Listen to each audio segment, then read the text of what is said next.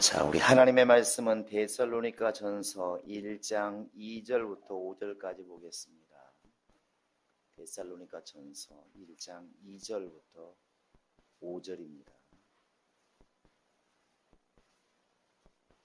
자, 같이 읽겠습니다. 시작. 우리가 너희 모두로 말미암아 항상 하나님께 감사하며 기도할 때 너희를 기억함은 너희의 믿음의 역사와 사랑의 수고와 우리 주 예수 그리스도에 대한 소망의 인내를 우리 하나님 아버지 앞에서 끊임없이 기억함이니 하나님의 사랑하심을 받은 형제들아 너희를 택하심을 아노라. 이는 우리 복음이 너희에게 말로만 이른 것이 아니라 또한 능력과 성령과 큰 확신으로 된 것이라. 우리가 너희 가운데서 너희를 위하여 어떤 사람이 된 것은 너희가 아는 바와 같으니라.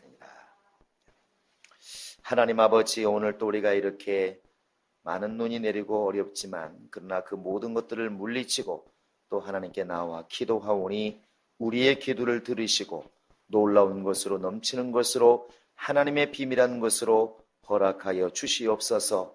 특별히 하나님께 예물을 드려서 믿음이 주께 있음을 고백한 우리 영혼들을 기억하시고 이렇게 물질에게서 마음을 빼앗기지 아니하고 오직 하나님께로 향한 그들의 심령이 복을 받게 도와주시며 그들의 삶이 복을 받게 도와주시며 그들의 모든 환경 속에 하나님이 함께 하심으로 넉넉한 복이 있게 도와주시고 우리 정말 성도님들의 영혼이 복의 근원이 될 수 있도록 하나님이 역사하여 주시옵소서. 감사하고 예수님의 이름으로 기도합니다. 주 앞에 감사하는 여러분의 영혼이 주의 복으로 늘 충만하시기를 바랍니다. 서울에 이제 좀 눈이 안 오나 했는데 드디어 눈이 또 왔습니다. 겨울은 겨울인 것 같은데 어쨌든 눈길은 조심하시기를 바라되 눈은 이렇게 이기시기를 바랍니다. 자, 우리 옆 사람에게 날씨는 이기는 신앙을 가집시다. 시작. 간혹가다 이렇게 간증하시는 분들이 새벽 기도라든지 또 예배라든지 이런 말 할 때 내가 얼마나 열심히 했는지 할 때 수식어가 눈이 오나 비가 오나 나는 항상 교회에 빠지지 않았다 이 소리를 많이 합니다. 빠지지 않은 것이 사실은 능력인 것처럼 보이지만 그렇게 열심히 사모하는 그 마음이 사실은 더 크다고 생각을 합니다. 어떤 사람들은 이렇게 떡 이런 환경이 되면 이참에 잘 됐다 이렇게 되는 사람인 것이고 어찌하든 쉴 기회를 찾는 것이고 그러나 어찌하든 가보려고 하는 사람들은 갈 그런 기회를 자꾸 잡는다는 것이죠. 분명히 이걸 단순하게 비교하면 어떤 쪽이 믿음인가를 잘 이렇게 알 수가 있습니다. 우리 성도들은 할 수만 있으면 자꾸 주님 곁으로 다가가려고 하는 그런 마음의 중심이 있기를 바랍니다. 할렐루야. 하나님이 우리에게 이렇게 원하시는 믿음은 예수 그리스도를 통해서 승리하기를 원합니다. 주기도문에서도 하늘에서 이루신 하나님의 뜻이 이 땅에서도 이루어지기를 원합니다. 이렇게 우리에게 기도할 것을 원하셨는데 결국 하나님이 우리에게 원하시는 것은 예수 그리스도를 통해서 바로 하나님을 알게 되고 예수 그리스도를 통해서 우리의 죄가 사함받게 되고 예수 그리스도를 통해서 마귀를 대적해서 승리하기를 이렇게 원한다는 것이죠. 결국 이 모든 것을 통통 털어서 우리가 말할 때 신앙생활이다 이렇게 말을 합니다. 신앙생활이라고 하는 것은 글자 하나하나를 보면 그냥 답이 나옵니다. 신자는 말 그대로 하나님인 것이고 앙자는 우러러본다 그런 뜻입니다. 그러니까 누구를 우러러본다는 것인가요? 하나님을 우러러보는 겁니다. 생자는 뭔가요? 살아있는 거. 활자는요? 움직이는 거. 살아서 움직이는데 살아서 무조건 뛰어다니는 것이 신앙생활이 아니고 목적이 있다는 것이죠. 앞에 두 말을 했습니다. 뭐라고요? 하나님을 보호한다고 그러는데 그게 아니고 발음을 정확히 하시기 바랍니다. 하나님을 뭐 한다고? 우러러 앙망한다는 것이죠. 또 앙망하가 또 뭐냐고 그러는데 이렇게 하나님을 경외하고 높이고 기린다, 그런 뜻입니다. 그러니까 신을 앙망하는 거, 하나님을 앙망하여 높이는 거, 기리고 높이는 거, 그것이 신앙인 것이고, 그런 것들을 갖다가 일상생활에서 이루어가는 것이 생활입니다. 그래서 우리가 이 신앙생활이라는 4개의 이 글씨 속에 우리가 무엇을 해야 되는가 답이 나옵니다. 답이 딱 나오는 것이죠. 이 신앙생활의 목적이 내 것을 얻고자 하는 것에 중심이 있으면 교회 안에서 아무리 이루어진다 할지라도 그것은 신앙생활이 아닙니다. 신앙생활은 말 그대로 하나님을 높이는 것이 신앙생활이지, 내 것을 얻기 위한 것이 목적이 되어버리면 이제 하나님을 이용하는 것이 되겠죠. 가끔가다 설교 중에 이런 질문합니다. 나를 위해서 성령이 필요한가? 성령을 위해서 내가 필요한가? 여러분은 어느 쪽이라고 생각하십니까? 이렇게 물어보면 다 신앙이 있습니다. 성령을 위해서 내가 필요합니다. 주여, 내가 여기 있사오니 마음껏 사용하소서, 이렇게 말하지만 정작 우리가 이렇게 일상생활을 돌아보면, 주여 오늘 내가 이걸 해야 되니까 그래 뭐하라고? 성령이시여 일하소서. 말이 좀 심한 것 같지만 그거잖아요. 냉정히 돌아보면 하나님 오늘 시험이 있으니까 성령이시여 일하소서, 이겁니다. 우리의 기도를 잘 뜯어보면, 이렇게 뜯어보면 예수님처럼 모든 중심이 내 마음은 이런데 주님 뜻대로 되기를 원합니다. 주님 원대로 되기를 원합니다. 이것이 이뤄서는 안 되는데 이게 맥인데 우리는 이 뒷부분을 안 한다는 것이죠. 하나님 이렇게 해주세요. 100만 원 주세요. 막 그렇게 하나님 보실 때는 안 주면 큰일 날 것 같은 거야. 큰일 날 것 같은 거죠. 협박이니까. 근데 사실 주님이 우리에게 기도의 본을 보이신 것은 이 다음 단계까지 나간 겁니다. 아버지 나 살기 원합니다. 이렇게 죽기 싫습니다. 두렵습니다. 이 잔인에게서 할 수만 있으면 지나갔으면 좋겠습니다. 그러나 내가 이렇게 말하는 것도 하나님의 뜻을 어긋나는 것이라면, 아버지 뜻이 아니라면 내가 말한 거 다 잊어주시고 아버지의 뜻대로 되기를 원합니다. 이거거든요. 여기까지 가는 기도가 예수님의 기도예요. 우리가 예수님을 닮았다면 우리의 기도도 여기까지 가야 맞을 겁니다. 그렇죠? 너무 엄숙해졌나요? 우리의 기도가 예수님을 닮았다면 여기까지 갈 겁니다. 그러니까 이렇게 되겠죠. 하나님 내가 지금 이번 시험에 꼭 합격하기를 원하는 것이 내 마음입니다. 그런데 이것이 주님이 기뻐하는 것이 아니고 주님 뜻이 다른 곳에 있다면 주님 뜻대로 하시옵소서. 쉽게 말하면 떨어져도 할 수 없습니다. 이 말이거든요. 근데 이 뒷부분은 우리는 겁나서 안 하는지 몰라서 안 하는지 아예 그냥 안 하는 것이죠. 그러니까 하나님은 듣고 있다가 선택의 폭이 없는 겁니다. 선택의 폭이 없는 거예요. 왜? 하라고 시켰으니까. 하나님 이렇게 해주세요. 야, 난 딴 마음 있는데 볼 거 없습니다. 무조건 하세요. 이렇게 되는 것이죠. 근데 신앙생활은 분명히 하나님을 우러러 높이고 그분을 앙망하는 게 신앙생활입니다. 그것이 기도라고 해서 달라지는 것이 아니더라는 것이죠. 어린아이 때는 그게 먹혀듭니다. 어린아이 때는. 그래서 이제 3살, 4살, 5살 먹은 아이들이 장난감 사달란 말이야. 그리고 막 악을 씁니다. 근데 어린아이들도 눈치가 있어서 단둘이 있을 때는 절대로 그렇게 단둘이 있으면 죽는 걸 알기 때문에 저거 사달란 말이. 그리고 막 뒤지게 맞아봤기 때문에 다음에 한마디 안 해요. 목사님이 신방 오면 잘합니다. 목사님 신방 오면 사달라고 바로 울고 보고 난리가 이제 무슨 일이야. 왜 그러니 누구야? 사달라고. 이 엄마가 질 수밖에 없는. 그게 이제 일방적입니다. 일방적. 그런데 나중에 나이가 먹어가면 요구하는 게 달라지잖아요. 엄마 나 지금 이게 필요한데 지금 꼭 필요한데 꼭 필요하냐? 필요하다고. 돈이 없어 어떡하냐? 그러면 말하죠. 그러면 다음에 할게. 그냥 집안이 어른데 어떡하겠어요.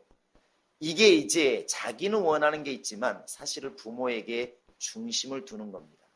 영적 생활도 그렇다는 것이죠. 장성한 자의 기도는 무조건 달라 더 달란 말이야 막 달란 말이야 이게 아니고 내가 원하는 것을 하나님께 다 아뢰고 그럼에도 불구하고 선택은 주님께 있습니다. 여전히 오늘 또 우리는 그래서 이렇게 선택의 중심이 주님께 있게 만드시는 것. 주권이 내게 있는 것이 아니라 주권이 바로 주님께 있음을 우리가 기도를 통해서도 나타내야 그게 맞다는 것이죠. 또 달리 보면 예배라고 하는 것도 예배랑도 내가 기뻐야 성공하는 것인가요? 하나님이 영광 받으시는 게 기뻐하는 참 예배인가요?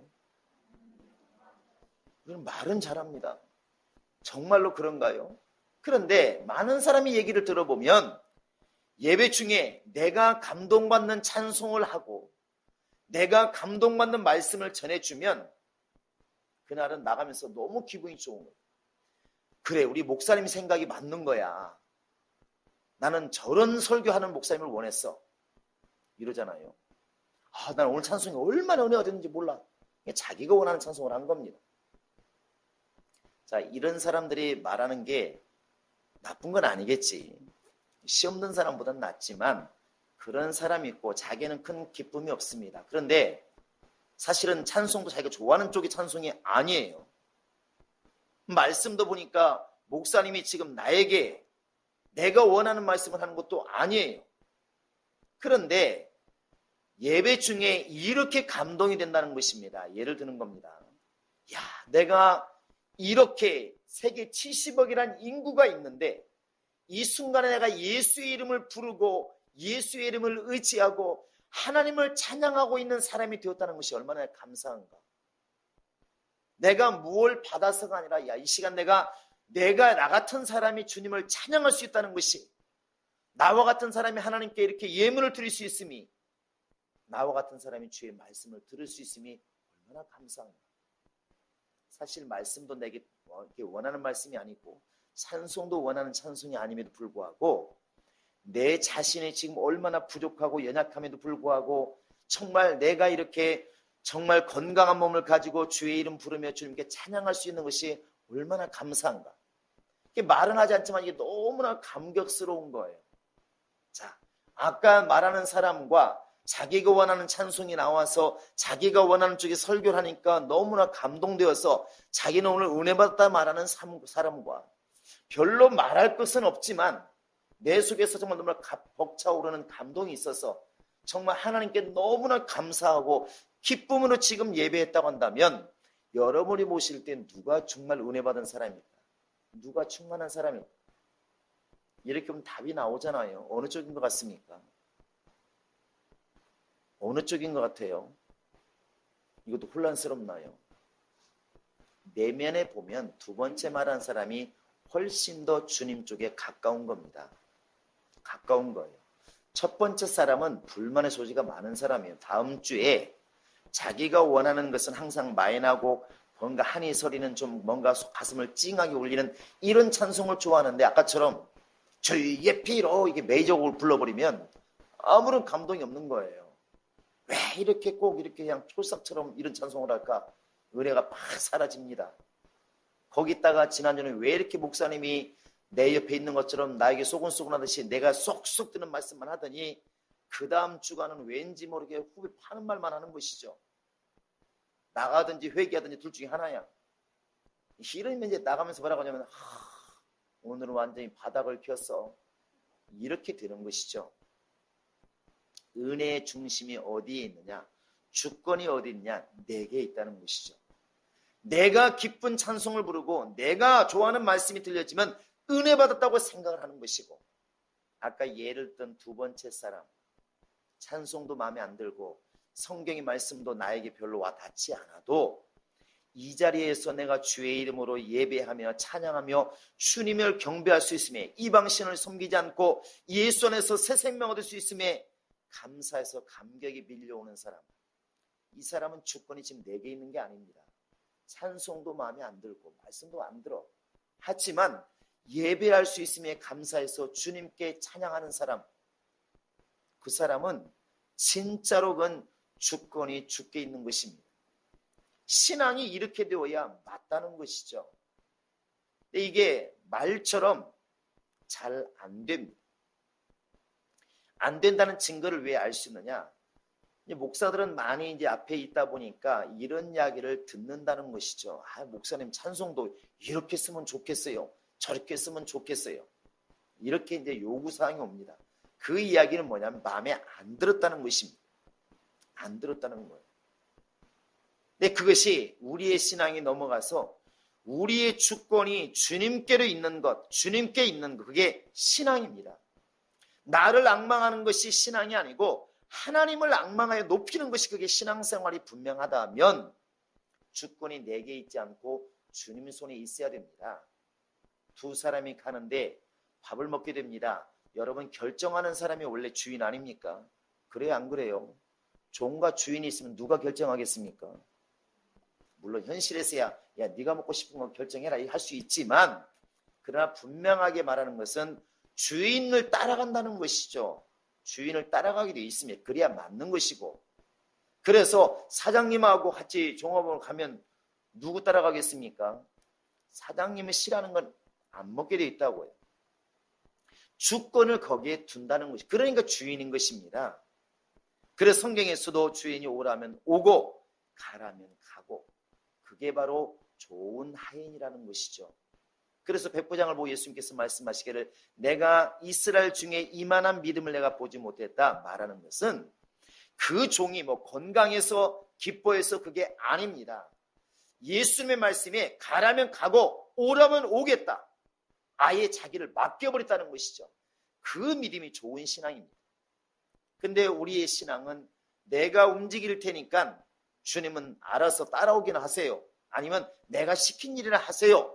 이렇게 이제 신앙이 자꾸 변질되고 하고 있다는 것입니다.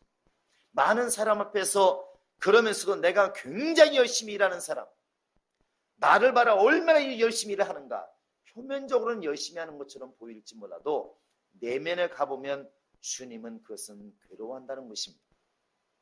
우리의 주권을 여러분 주께 넘기는 것이 그게 신앙생활입니다. 자, 나의 주인은 하나님이십니다. 시작. 나의 주인은 하나님이십니다. 나의 주인은 하나님이십니다. 그래서 베드로도 그렇고 바울도 그렇고 여러분 서신서를 딱 이렇게 보면 처음에 시작할 때 거의 같은 말이 이겁니다.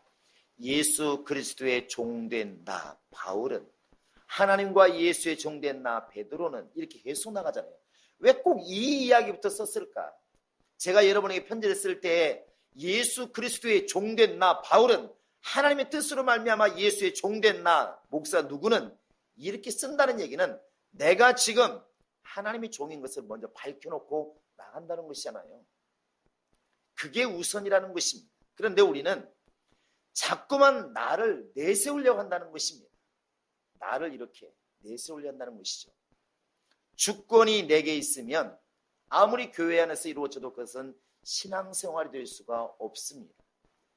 신앙생활의 주권은 오직 주님께로 가 있어야, 중심이 가 있어야 그게 신앙생활인 것입니다. 그래서 늘 하는 말, 주의 뜻대로 이루어지사이다. 이제 마리아가 고백하잖아요. 누가복음 1장에서. 그러니까 마리아도 선택할 수 있습니다. 나 못합니다. No. 처음에 그랬잖아요. 나 정원한 여자입니다. 약혼했으니까 나 안 됩니다. 이때는 내가 주인이에요.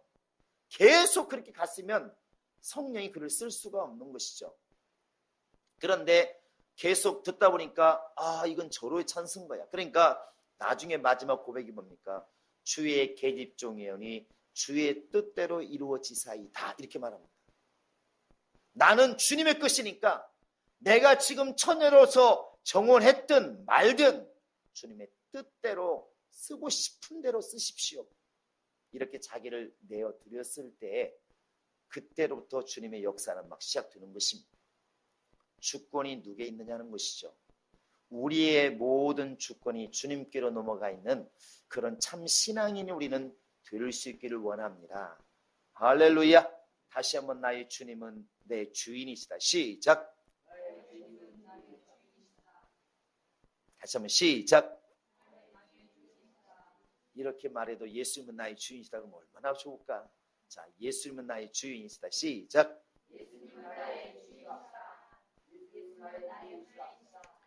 우리 신앙생활을 갖다 이렇게 함축을 하다 보면 당연히 예수가 나와야 맞습니다. 그러니까 기도도 찬송도 예배도 헌금도 소망도 이 모든 걸 다 통통 털어서 딱 한마디로 말하라면 예수가 맞습니다. 복음의 핵심은 예수입니다. 그래서 마가복음 1장 1절에 딱 이렇게 기록하고 있습니다. 시작.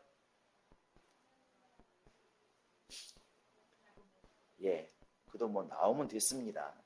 하나님 아들 예수 그리스도 복음의 시작이라고 그랬어요. 시작을 모르면 큰일입니다. 복음의 시작이 누구라고요? 예수입니다. 이게 당연히 예수가 핵심이 맞습니다. 그런데 이 신앙생활을 갖다가 우리가 단어를 함축해 보면 오늘 말씀처럼 믿음, 소망, 사랑으로 거의 귀결됩니다. 따라서 해보세요. 믿음, 소망, 사랑. 시작. 이것을 또 한문으로 해가지고 신망에 이렇게 말하시는 데도 있더만 그런 이름의 기도원도 있고 한번 해보세요. 신망에. 시작.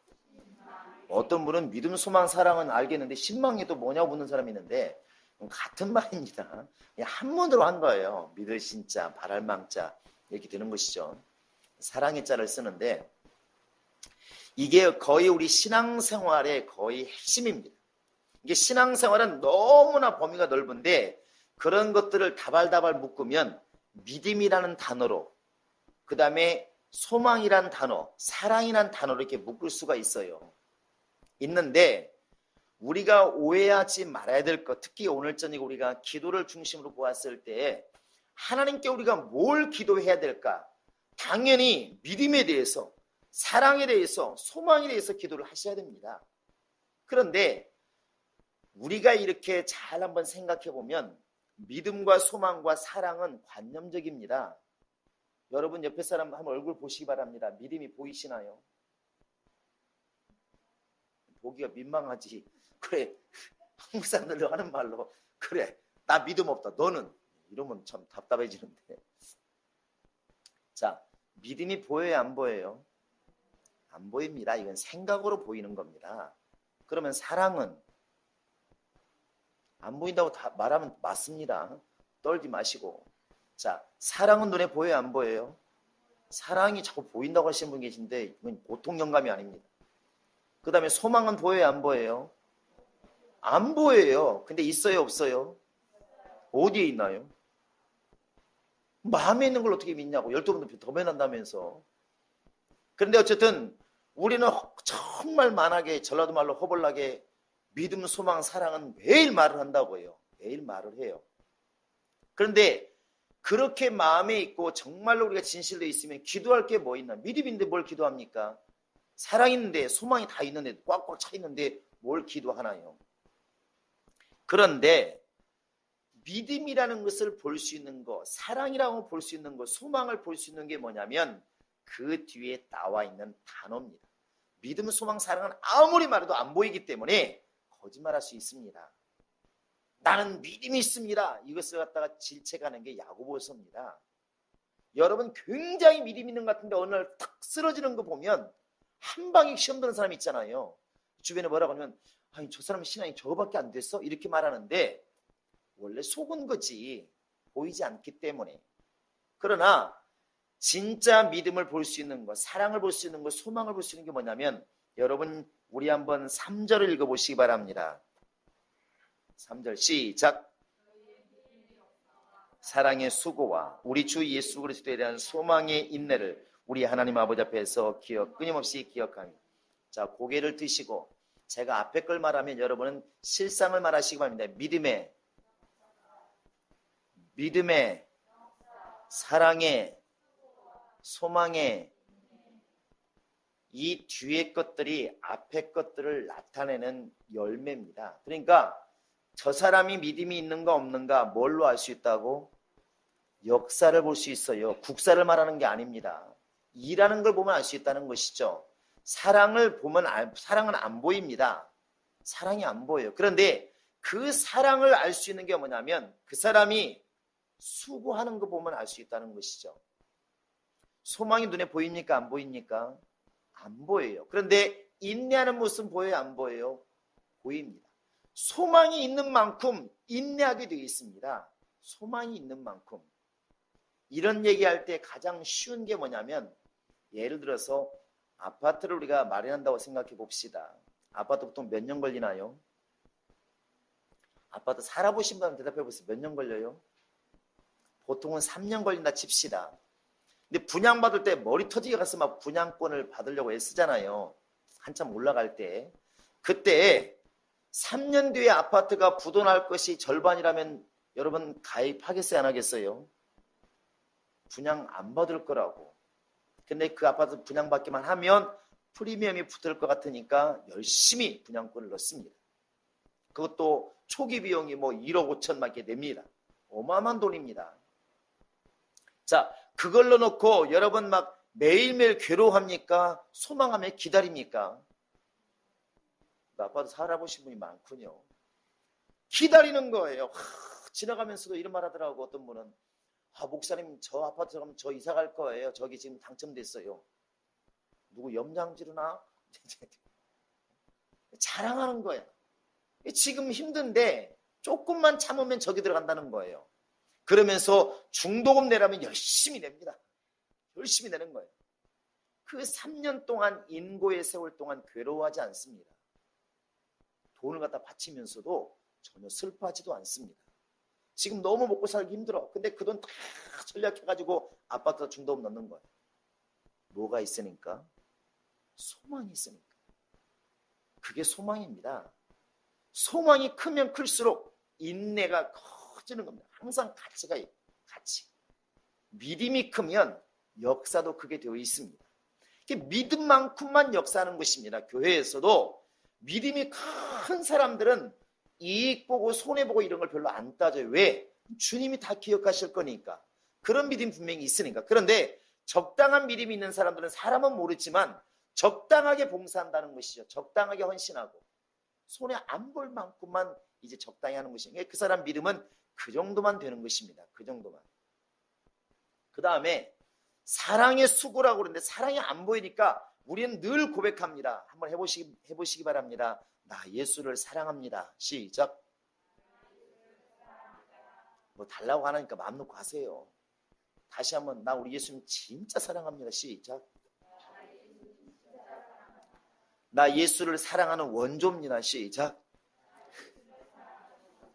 충무김밥 많은 충무에 가보면 원조 김밥, 원조 진짜 참 김밥 많이 써 있습니다. 그런데 그런 사랑의 고백은 얼마든지 할 수 있다는 것이죠.